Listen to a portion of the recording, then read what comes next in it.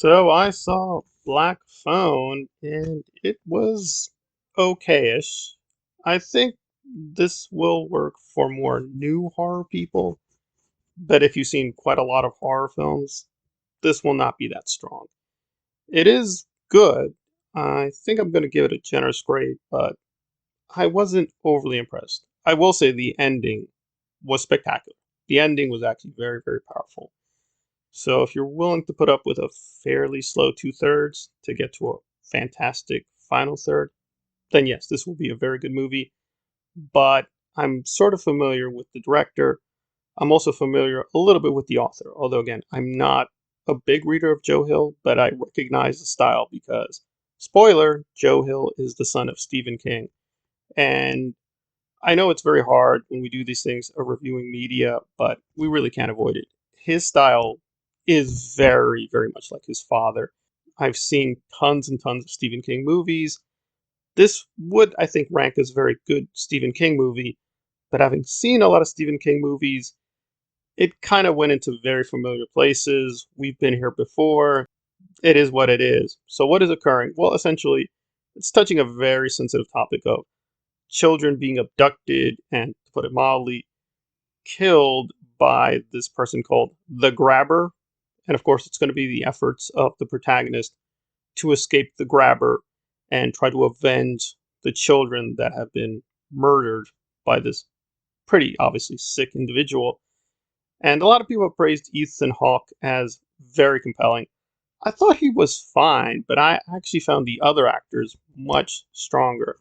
I actually didn't like the central kid they got either.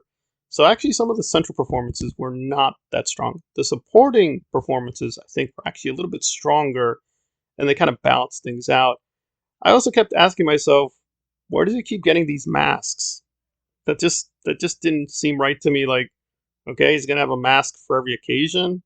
That seemed weird. And when they explained more and more of the details of how the grabber works, that didn't quite add up. So, as long as you're willing to hand wave certain plot issues or plot holes or plot contradictions, it is very scary and very strong for most of its duration. Again, being a Stephen King kind of thing, I wasn't really shocked when some of the twists come in and say, oh, how did this happen? Oh, it's because of this person. Well, how did they do that? Well, it's because of this. And it's like, oh, so it's like The Shining. Yeah, there are a lot of visual moments that recall other Stephen King films, like It, The Shining, and other things. And I didn't have a problem with that. I like those films. I like those books. But after a while, I was like, okay, we're kind of going through the greatest hits, and that's fine. I mean, maybe we can't go beyond King. He is literally the king of horror, so maybe we can't move beyond him. But I don't know. It just felt like, this felt a little too familiar and predictable. In too many places, it just felt way too predictable. It was still good for what it was. I just didn't find it as strong or as compelling as a lot of the praise that is being put on this picture. Maybe it's just me. Maybe I'm just getting old, but nah, I don't know. I don't know. It just felt like me being familiar with the horror genre.